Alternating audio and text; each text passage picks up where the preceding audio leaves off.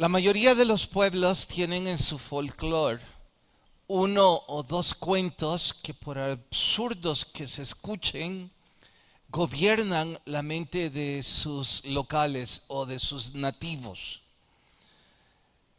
Como ejemplo de ello cito que para los años 80, aquellos que se criaron en el interior del país, en algún pueblo, escuchar hablar o ellos mismos hablar sobre la ciguanaba, el cadejo o algún cuento de esos, les puedo asegurar, habrían jurado que era real.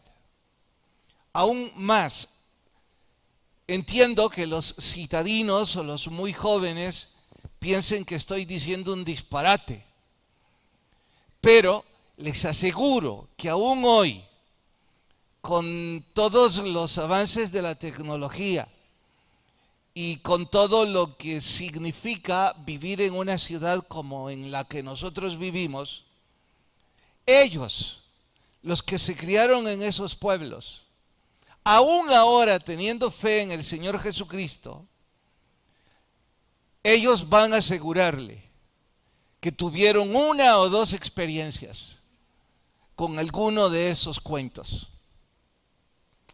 Por supuesto que no voy a intentar esta noche explicar la veracidad o no de estos cuentos. Y noten que ni siquiera los quiero nombrar como leyendas. Solo los he citado como ejemplo para que entendamos lo que estaba sucediendo en la ciudad de Listra cuando llegó Pablo. Es que algo igual o peor pasó ahí. La leyenda que atormentaba a los nativos de Listra es que mucho tiempo atrás dos dioses habían visitado la ciudad. Los nombres de estas deidades mitológicas fueron Mercurio y Júpiter. Estos, enfadados porque los oriundos, los nativos de Listra, no les demostraron hospitalidad, decidieron destruir la ciudad. Dejaron apenas vivos a dos ancianos. Primero, porque ellos fueron los únicos amables.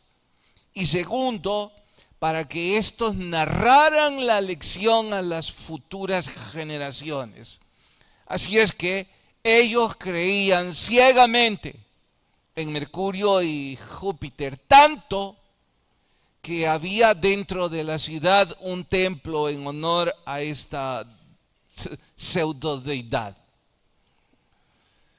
Pues bien, para estos crédulos o supersticiosos nativos,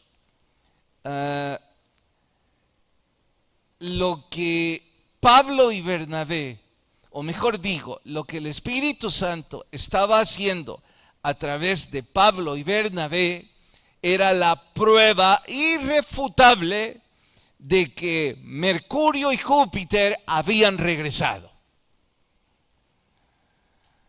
Tan convencidos estaban que los vitorearon y les ofrecieron regalos para canjearse la gracia y el favor de estos dioses. Cuando leo este pasaje no puedo dejar de imaginarme el bullicio en la ciudad, la sorpresa, pero por sobre todo el rostro encolerizado de Pablo al escuchar semejante aberración. Peor aún, al escuchar que estaban confundiendo el poder de Dios con un cuento mitológico. Pues bien, lo que sucedió en este evento es lo que vamos a estudiar en el sermón de hoy titulado Reacciones en la ciudad de Listra.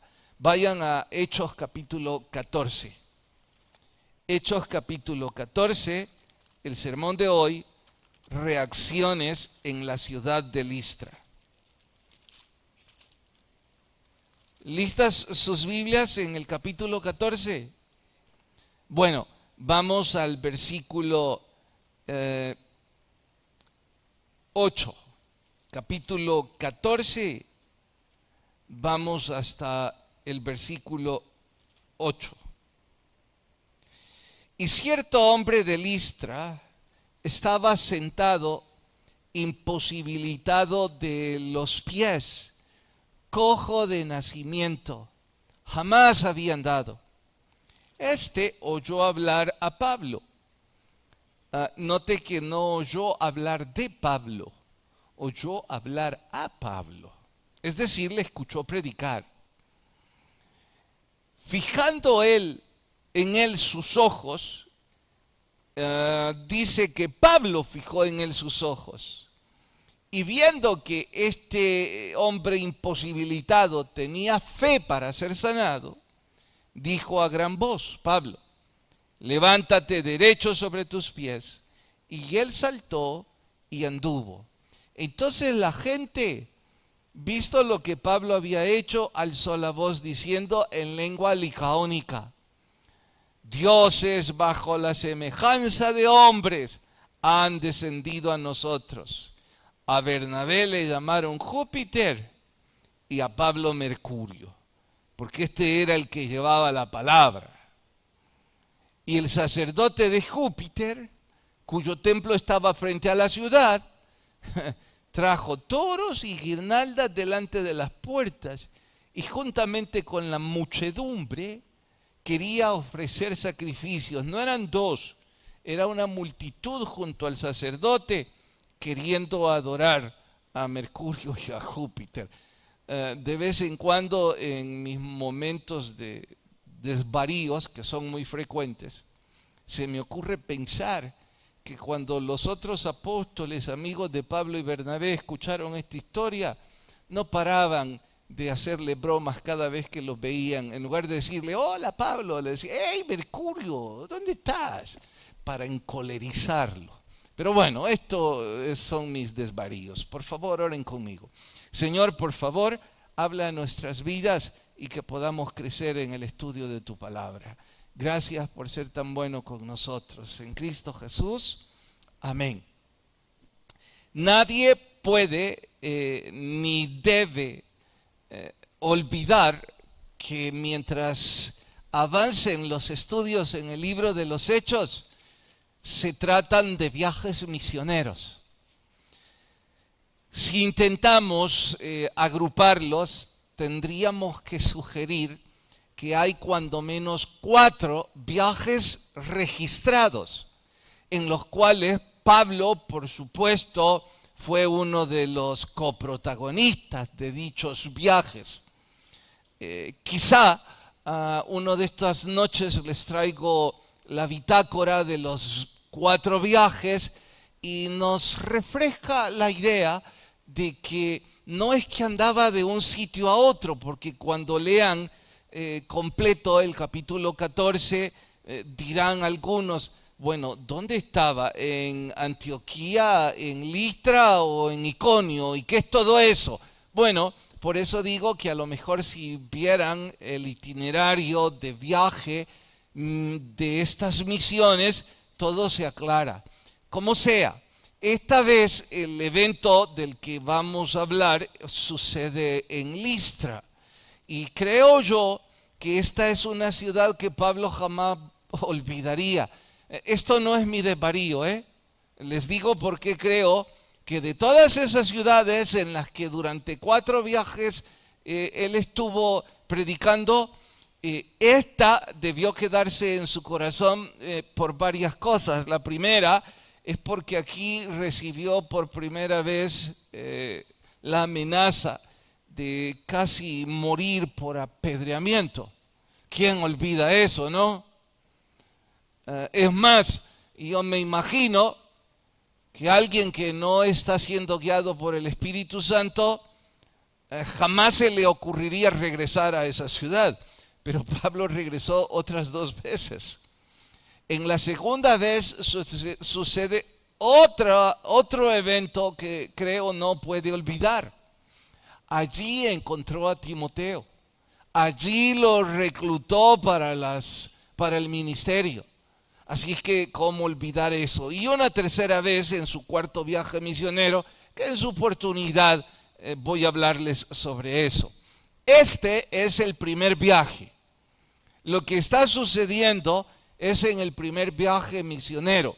Y aquí en Listra sucedieron cuando menos 4 reacciones a la predicación de Pablo y de Bernabé. Es como que cada uno de estos representa un grupo o representa una reacción. Mientras se los voy desglosando, les desafío y les animo. Traten de identificarse con alguno de estos. Yo creo que todos estamos ahí, para bien o para mal. Va a ser edificante y enriquecedor a nuestras vidas decir, bueno, yo estoy ahí y no me enorgullece, debo hacer cambios. O yo no estoy ahí, quisiera estarlo, debo hacer cambios. Bien, el primero de esos, la escena con el hombre imposibilitado desde su nacimiento, imposibilitado de sus pies. No dejo de pensar que él se las arregló, y aquí no dice cómo, pero tuvo que haber hecho algo para arreglárselas de modo de acercarse un poco a Pablo. Claro que el Espíritu Santo fue el que guió y la mirada de Pablo hacia este hombre que estaba lleno de fe. Pero si la multitud ya estaba siguiendo a este predicador, es obvio que tenía que arreglárselas, que tuvo que hacer algún esfuerzo, que algo tuvo que hacer para quedar un poco cerca de Pablo. Y claro que fue el Espíritu Santo el que guió a Pablo a decirle, levántate. Pero hay que insistir. Hay que insistir porque finalmente de eso se trata el Evangelio. ¿De qué? De tener fe. Pero no una fe cruzado de brazos. Bueno, estoy imposibilitado de mis piernas, Dios me ha rechazado, esto quizás es culpa de los pecados de mis padres, yo ya estoy discriminado para la eternidad. No, él tenía la esperanza de que un milagro podía tocar su vida. Y ese milagro fue esa esperanza fue lo que lo hizo dar algún paso, hacer algún esfuerzo. Y por favor no vayan a confundir que yo estoy sugiriendo o intuyendo de que él se ganó el milagro y el favor de Dios de acuerdo a sus esfuerzos. Ya sabemos que nadie puede canjearse el favor de Dios. No hay nada que nosotros podemos hacer. Dios es bueno, Dios tiene misericordia y Dios decide que el sol salga para algunos y que el sol salga para otros. Pero eso no significa quedarnos cruzados de brazos.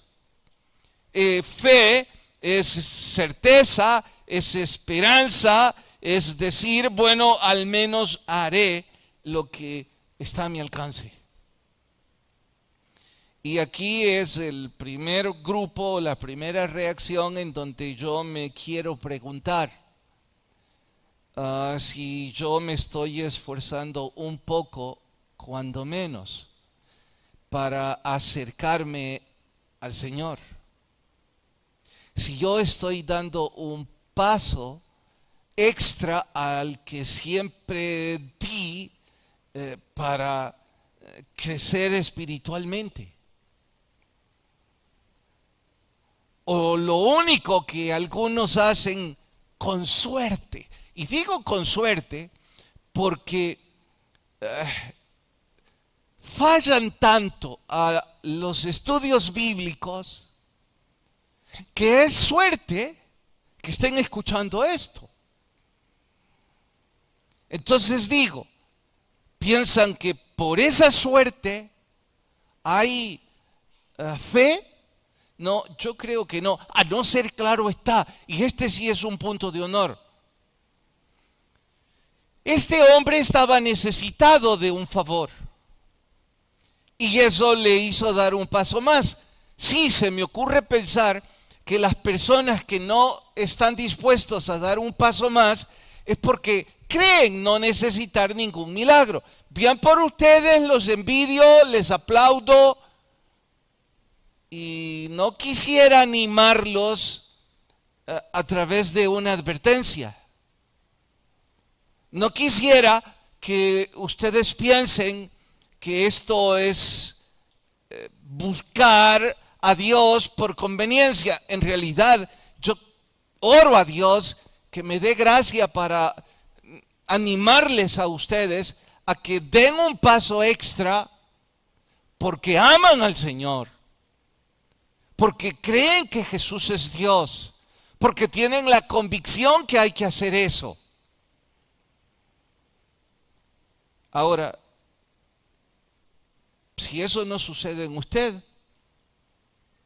y uno de estos días la angustia lo hace pensar, bueno, entonces dé el paso. Por favor, no vaya a pensar en ese momento, no está bien que solo cuando necesito me vuelvo constante y me vuelvo fiel a mi Señor. Así es que como no lo fui antes, no lo voy a hacer ahora. No, al menos en ese momento, dé ese paso extra. Y no se quede cruzado de brazos.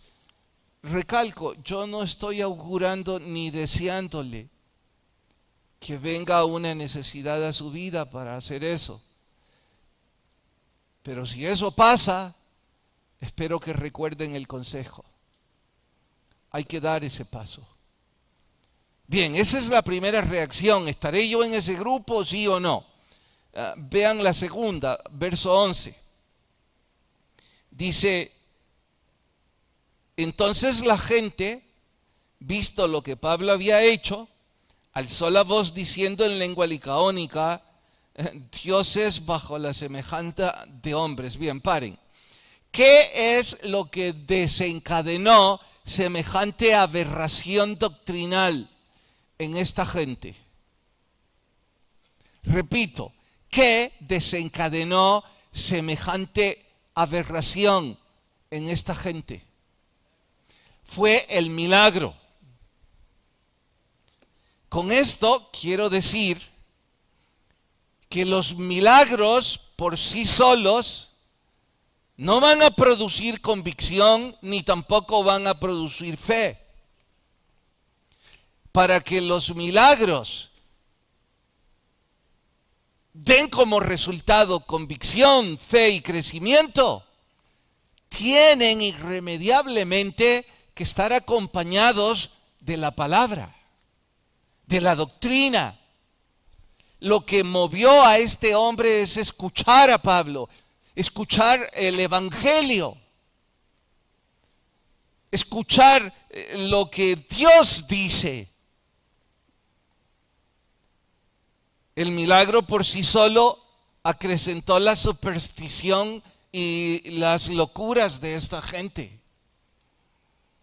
Bueno, estoy diciendo que cualesquiera de ustedes que basen su fe en milagros, en testimonios, en conciertos, en programas religiosos, están condenados al error y pueden estar seguros que tarde o temprano ustedes van a renunciar a su fe, porque su fe no está arraigada en la palabra, está arraigada en milagros, en conciertos, en testimonios, en programas religiosos como el deporte y qué sé yo, en cuantas cosas más que no necesariamente son un error, que bien pueden ser herramientas que el Espíritu Santo podría ocupar. Pero para que una persona crezca, para que una persona eche raíces, tiene que fundarlo en la palabra. Y es aquí en donde yo tengo que preguntarles, ¿cuántos años tienen de congregarse aquí? ¿Qué tanto saben de la palabra? Es que si no saben, bueno, de hecho, he estado acariciando la posibilidad, y quizás sí que lo hago, en uno de esos días de mis desvaríos, que son frecuentes. Voy a escribir algunos temas de conversación que yo creo que todo cristiano que está creciendo debería tener en sus pláticas. Porque yo me imagino que si usted está creciendo en la palabra, temas espirituales se desbordan en sus conversaciones. Porque algunos son muy diestros en hablar de política, algunos están muy actualizados con lo que está sucediendo en Sudamérica, algunos son muy técnicos en su profesión, saben del clima, saben mucho sobre negocios y tienen muchas opiniones que dar al respecto. Bien, fantástico. Pero de la palabra no sabe nada. Y ya tiene 5, 10 años. El colmo, me va a decir, nací en el Evangelio. No, pastor, pero yo sí sé. Bueno, por eso les digo que voy a escribir algo así como el top 5. Y le puse 5, no sé por qué.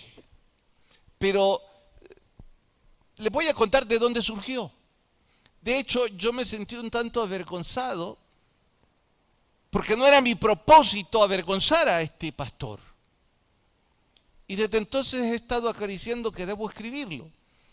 Él vino a visitar el ministerio de discípulos de Patmos.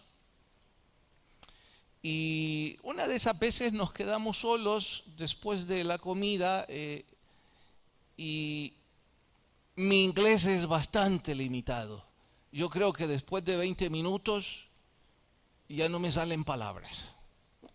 Las tengo que inventar.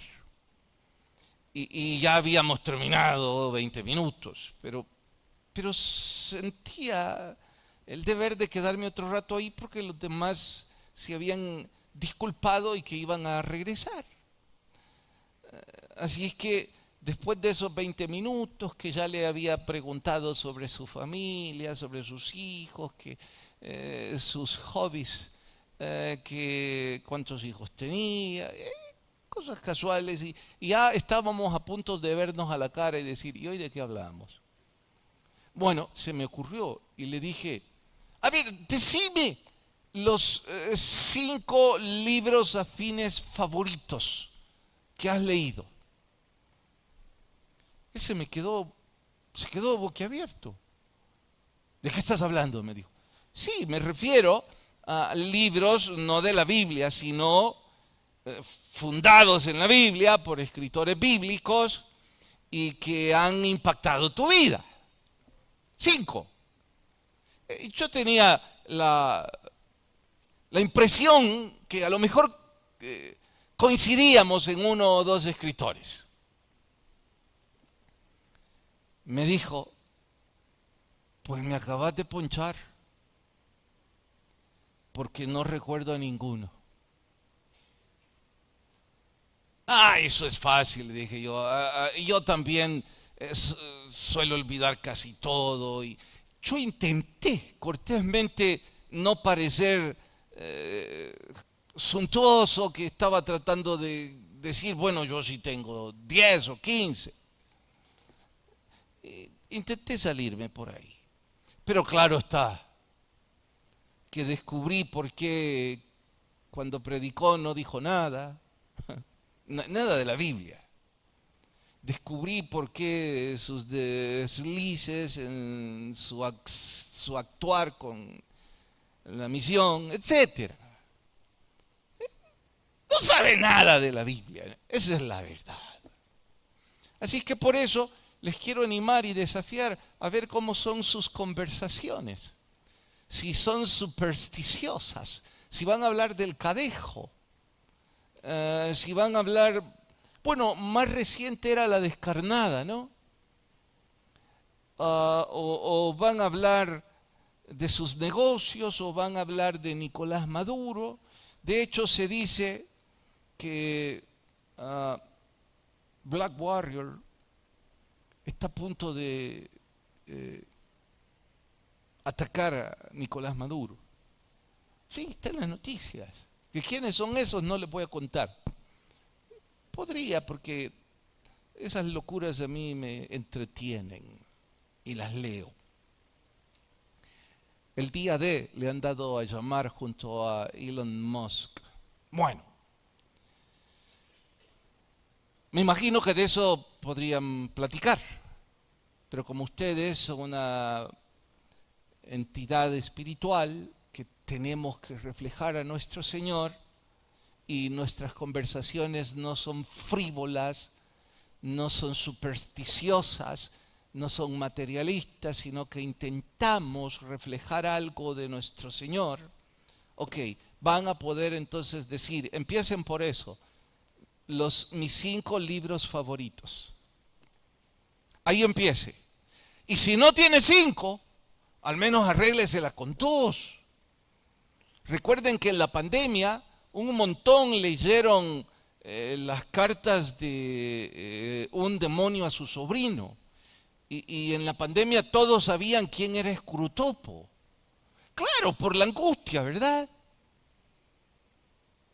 Bueno, al menos de Escrutopo hable.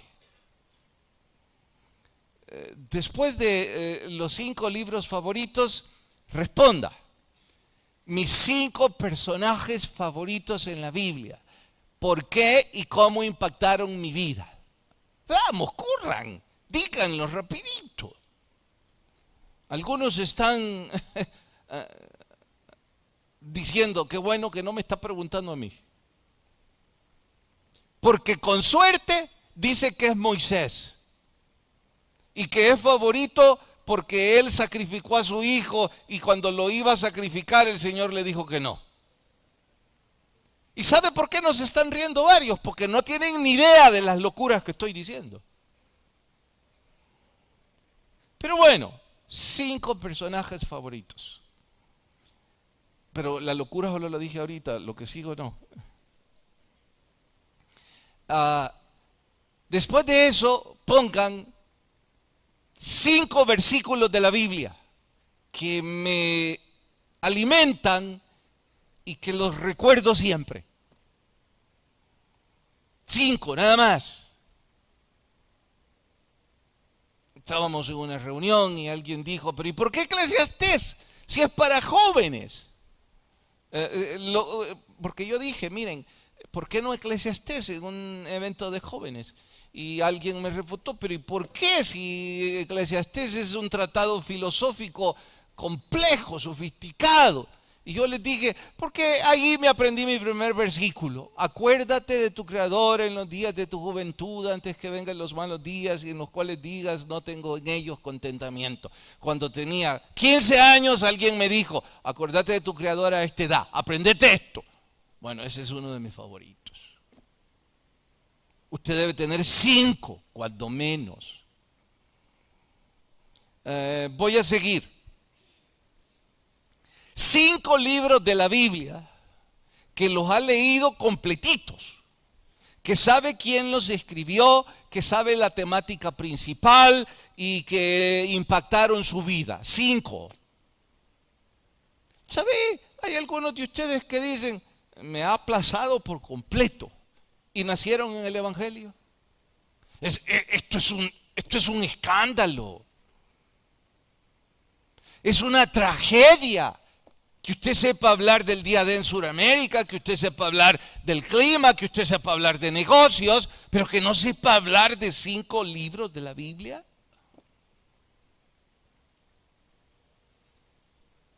A ver, además de los 5 libros de la Biblia que han sido favoritos,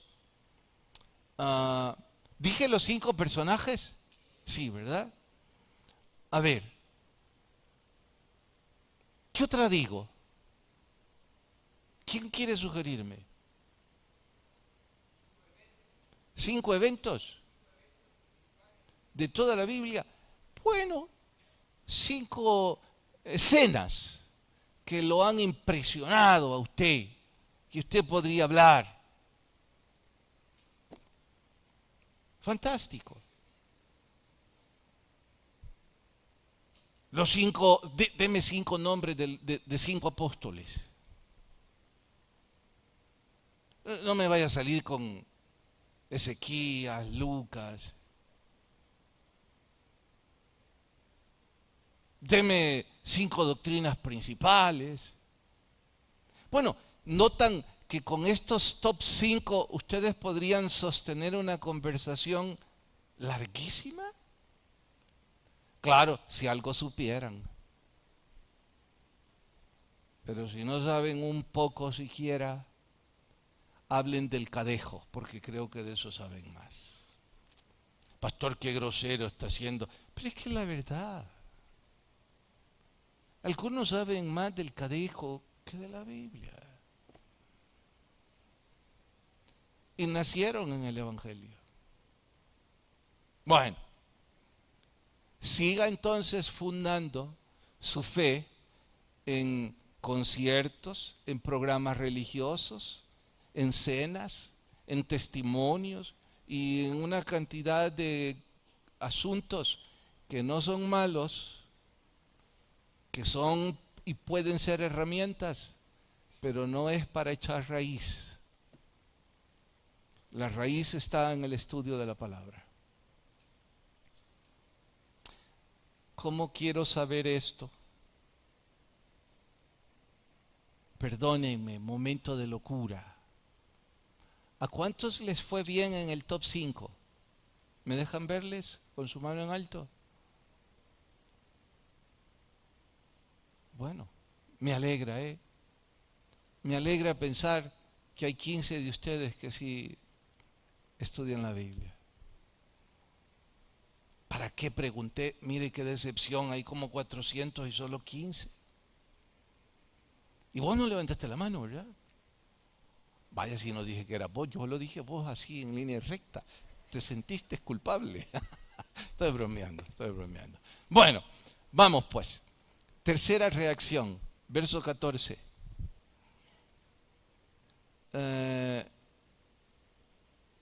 Cuando lo oyeron los apóstoles y Bernabé y Pablo, rasgaron sus ropas y se lanzaron. Ya me imagino a Pablo totalmente perdido, loco, dando voces, diciendo: somos semejantes a vosotros, ¿qué están haciendo? Bueno, conociendo el carácter de Pablo en el Nuevo Testamento, no es difícil imaginarse que estaba perdido en cólera. De hecho, él es un típico colérico. Y que no logró controlarse, se enfadó, se irritó. Con razón, No, con razón digo que se enojó, que se descontroló, eso no lo estoy diciendo. Pero que estaba descontrolado, sí. Y yo no encuentro aquí un pasaje que diga que el Espíritu Santo le dijo: gritarles a todos que son unos supersticiosos, que se van a ir al infierno. Me dirán algunos, pero esa es la verdad. Bueno, en eso sí estoy de acuerdo. Y por eso voy a este punto. Que yo no estoy criticando el ataque de Pablo. Al contrario, lo estoy envidiando. Que su celo por la palabra va más allá que su conveniencia. Porque mire, les puedo asegurar que a más de uno de ustedes se le ha ocurrido alguna vez decir: mire, pero Pablo bien pudo ocupar este evento como ventaja para predicar, porque pudo suavemente decirles: miren, no sé, déjenme el regalo aquí, pero les voy a explicar. Pudo haber hecho algo así, ¿no? Pudo haberse congraciado con la gente. Pues no, su integridad iba más allá. Su convicción lo empujó a correrse el riesgo que le mataran en su primer viaje porque lo apedrearon. ¿Que por qué? Bueno, porque él estaba convencido que la causa valía la pena. Aquí viene la pregunta para usted y para mí. ¿Usted está convencido que la causa que profesa vale la pena correrse el riesgo? Si me dice que sí, bueno, entonces le desafío, dé un paso más en cuanto a su fe. Si la causa usted piensa que no vale la pena, siga como está. De hecho, por eso ni siquiera ahora cuando va a comer enfrente de los que no son cristianos. Por eso no usa una Biblia, porque no quiere correrse el riesgo, ¿no? Les quiero desafiar en esta dirección, casi a reto. Reto me refiero a esa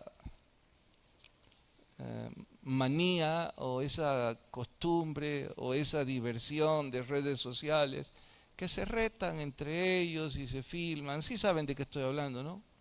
¿Sí o no? ¿No? ¿No saben? De veras.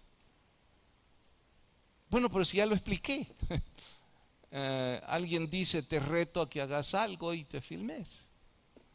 Empezaron, yo creo, con ese asunto en la pandemia, cuando se tiraban cubos de hielo en el cuerpo. Ahora sí, ¿me estoy explicando? No, sí. ¿Les he dormido ya? Casi. Bueno, a eso me refiero con el reto. ¿Habrá algo en su vida en donde usted diga que ha decidido correrse el riesgo por la causa del Señor Jesús? Si no hay nada, les reto, hágalo. Pruébese a sí mismo que en realidad tiene fe. Pastor, ¿de qué habla? Bueno, les diré algo. Me da pena porque pasé bien el reto, ¿no? Pero no me acuerdo ahorita de un reto que no lo he pasado. A los 27, 30 años, que ya era pastor, yo sentía envidia de los pastores que decían que ellos habían tomado el paso de fe y que habían dejado sus trabajos y vivían por fe. Sentía envidia y no aceptaba que era envidia. Yo decía que era un poco de locura. Y decía, no, yo prefiero ser como Pablo. Pablo construía tiendas de campaña para pagar su ministerio. Entonces yo decía, yo prefiero ser ingeniero para pagar y predicar. Y en realidad lo hice mucho tiempo. Yo solo tengo la mitad, si tengo 30 años predicando, solo tengo 15 años a tiempo completo. Entonces los primeros 15 años lo hice así, pero sentía envidia.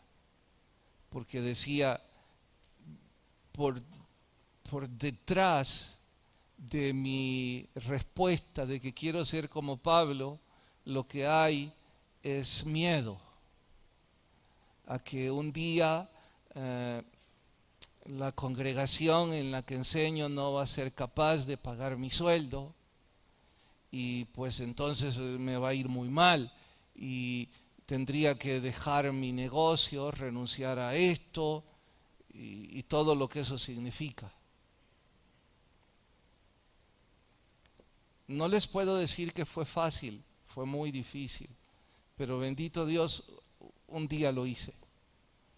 Y gracias a Dios porque Él ha sido muy bueno conmigo. Mucho, muy bueno. Así es que, al menos en eso puedo decir que por fe. También puedo decir que por fe he tenido que hablar con algunos y decirles, mire, creo que la Biblia dice esto. Y desde entonces ya no me hablan. Y digo, Al fin, mire, regularmente cuando la gente habla mal de mí, pienso yo, a lo mejor razón tienen, pero cuando me pasa este tipo de cosas digo, al fin me vituperan por la causa del Señor. Bueno, es un reto. ¿Qué tal si decide hacer un reto usted por fe? No tiene que ser nada como lo que he dicho, usted piénselo. Como por ejemplo hablarle a alguien de Cristo. ¿Le da miedo? Bueno, hágalo. Como por ejemplo de su diezmo. Como por ejemplo decida cambiar lo que está haciendo mal, que sabe que es pecado. Hágalo por fe. Bien, me dijo mi amigo, él no era nunca ha sido parte de nuestra congregación y me sorprendió cuando me llamó. Y me dijo, Carlos, voy a tomarte la palabra. ¿De qué? Yo pienso que ya no debo vender más alcohol en mi negocio. Y yo le dije, ¿y de qué estás hablando? Creo que todavía tiene un negocio de comida muy bueno. Él me dijo, escuché el sermón que diste la semana anterior por Radio Progreso y dijiste que todos los que venden alcohol en cualesquiera de sus presentaciones están malditos. Yo le dije, pará, yo no dije eso. ¿Cómo no? Yo te oí. No, la Biblia dice eso. No, pues sí, me dijo. Bueno, yo te mostré el pasaje. Pues sí. Entonces yo me sentí muy mal, me dijo, porque me di cuenta que no solo estoy maldiciendo la vida de los que consumen, porque aunque no es un bar, ahí empiezan el viaje misionero. ¿Sí me entienden, no? En otros países estoy diciendo el viaje de alcoholismo. Y estoy maldiciendo hijos, me dijo, estoy así. Sí, eso es. Y al hacer eso estoy maldiciendo mi vida y por eso soy maldiciendo. Sí, bueno, pues fíjate que voy a dejar de vender y es probable que mi negocio se venga abajo. Porque todos los que llegan piden. Y no como para emborracharse, pero sí piden para amenizar la comida. ¿Y por qué me llamas? Le dije. Para responsabilizarte, me dijo. Sonreí, le dije. Dios te guarde. Gracias a Dios no sos de aquí de la iglesia. Tiempo después le vi y le pregunté, ¿cómo vas? Dios es bueno, me dijo. Estoy aliviado. No te estoy diciendo que estoy vendiendo mucho. Estoy aliviado. Ya no tengo esa carga sobre mis pesos, sobre mis hombros. Bueno, la última. La reacción de la iglesia en Listra. Verso 20. Dice, ¿dónde estoy? 14:20. Pero rodeándole los discípulos, se levantó y entró en la ciudad y al día siguiente salió con Bernabé para Derbe. Y después de anunciar el evangelio allí en Derbe, se volvió a Listra, Iconio, Antioquía. Ya les dije, es un viaje. Esto es la bitácora. Volvieron a Listra y confirmando los ánimos de los discípulos, les exhortó que permaneciesen en la fe, que era necesario pasaran por tribulaciones, constituyeron ancianos. Bueno, el punto es, la iglesia había crecido. Se tomaron el desafío y crecieron espiritualmente. Ahora usted y yo debemos respondernos, ¿estamos creciendo?